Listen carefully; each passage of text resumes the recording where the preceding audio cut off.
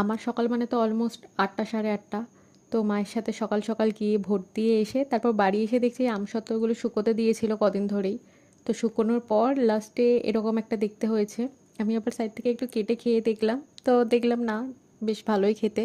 আমি যেরকমটা পছন্দ করি ওরকমই খেতে, টক ঝাল মিষ্টি, তাই এটা তো আমার বেশ পছন্দের একটা খাবার হয়ে গেছে।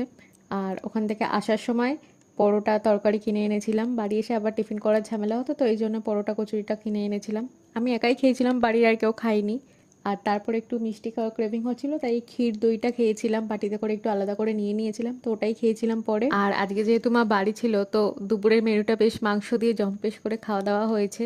তারপর খাওয়ার পরে এনাকে একটু আদর করা হচ্ছিল, ওনাকে আজকে সকালবেলা নিয়ে বেরোনো হয়নি, তাই একেবারে রাগ করে বসেছিল, তাই একটু আদর করে দিচ্ছিলাম। আর সন্ধ্যাবেলার দিকে দেখো মাথায় একটা প্লাস্টিক টুপির মতো করে পরিয়ে দিয়েছিলাম, তো উনি তো হিসেবে খুব বিরক্ত হয়, আর ওকে বিরক্ত করতে আমার বেশ ভালোই লাগে। তো দ্যাটস ইট ফর টুডে। ভিডিওটা ভালো লাগলে লাইক কমেন্ট